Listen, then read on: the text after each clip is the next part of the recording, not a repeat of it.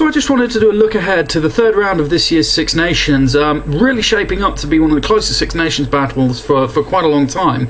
And we're going to start off with the Wales versus France game. Now, Wales don't seem to have gotten themselves going so far really in the Six Nations. They've been defending well, and their kicks at goal have been really good. They've been quite clinical at taking the 3 points when they're on offer, but they don't seem to have much faith in sending the ball out wide. It doesn't seem to get beyond the centres very much, and they haven't really brought their wingers into the game.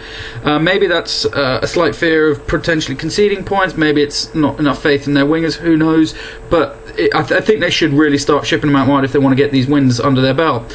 Now, they've been lacking that cutting edge in finishing moves off. That might be part of the reason why they haven't shipped it out as wide so much. And certainly against Scotland, their kicking the high ball wasn't very effective for them, and Tommy Seymour was just absolutely excellent under the high ball, and they just lost a lot of possession that way. Now, the forwards have been doing really well, though. They're the Welsh forwards. You would always expect them to do well. And certainly when they played Ireland in the first week, they really dominated the scrum, which I wasn't expecting that. I expected a bit more of a battle between Ireland, but they certainly did that really, really well. And again, at the breakdown at the rucks, they've been pretty good as well. They haven't conceded many turnovers at all.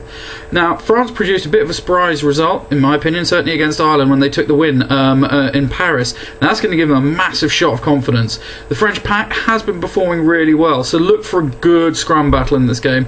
I think the heavyweight French pack may win this one, may come out on top over the Welsh, but it's going to be a really good battle. Now, the French backs really need to step up their game, as do the Welsh backs. So this could be interesting. The likes of Vakatawa have been playing really well, keeping the ball alive, and that's given the French a little bit of a boost in the backs that I wasn't expecting.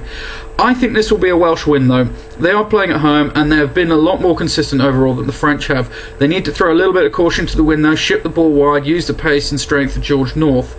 France, although not to count them out, They are on for the Grand Slam, and this may be their best chance for a long time of taking that. So moving on next, Italy-Scotland. Now we're looking at a really close game here, another one really. Scotland played really well against Wales, and in my mind they were really unlucky to come away with a loss there. They really played well, and they should have had that win.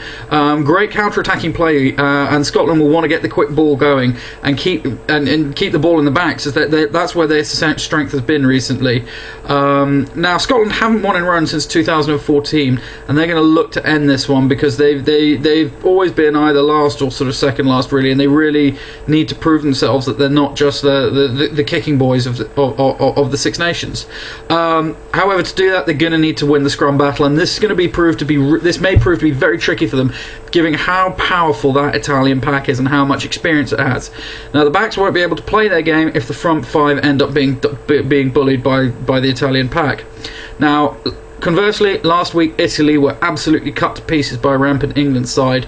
So if Scotland are going to get anything out of this game, they're really going to need to run at them at the backs. Italy, they did play really well against France though in their first match, and again they didn't deserve to lose that. They really deserved the win. Dodgy decision, 50-50, but great kick for it. Now they're going to really need to improve their place kicking because they chucked away so many 3-point opportunities.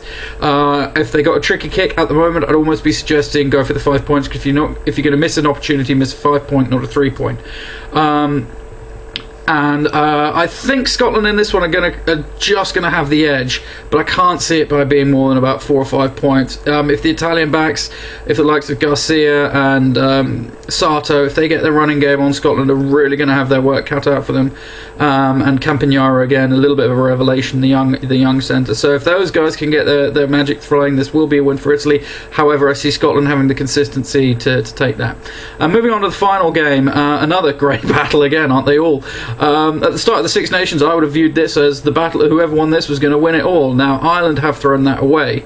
Their draw with Wales and the subsequent loss to the French have completely ruled them out of the running for this title. Now, England started with a really solid, maybe unimpressive, but a solid win over Scotland, and followed that up with a ruthless destruction of Italy. Jonathan Joseph, again in the centres, powerful runner, just bagging himself a hat-trick and running rampant. Now, England's young backs are really impressing me at the moment. I'd look to them to continue this again against Ireland. Ireland haven't really been pressed that much by backs running at them, so this will be an interesting. This will be interesting to see how that turns out. Now, from both sides, the pack are really going to need to be on their game, though. Ireland will really have a point to prove after being dominated by the Welsh. Line-outs here are going to be key, and England are going to need to win them. Recently, England have been poor at line-outs. Historically great, recently not bad, but not good at all. However, against Scotland and against Italy, they were very clinical at them. They're going to need to keep that one up, as Ireland are not going to give them much.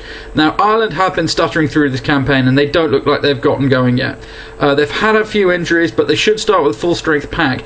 And again, the breakdown will be key here. If they can get quick ball, this may turn in their favour, as England have never coped that well against the quick ball, certainly in defence.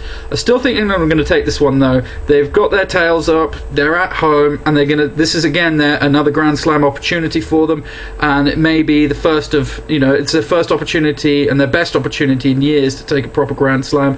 And they've always been come so close, and they've just finished second year on year on year. They're going to be pissed off about this, and they're going to look to get basically to get their first Grand Slam and to end all the criticism that's come at them in recent years. That's how I feel, and that's how I see that this next round of Six Nations go. Interested to hear what anyone else thinks? Stick your name down, stick a comment down, let me know.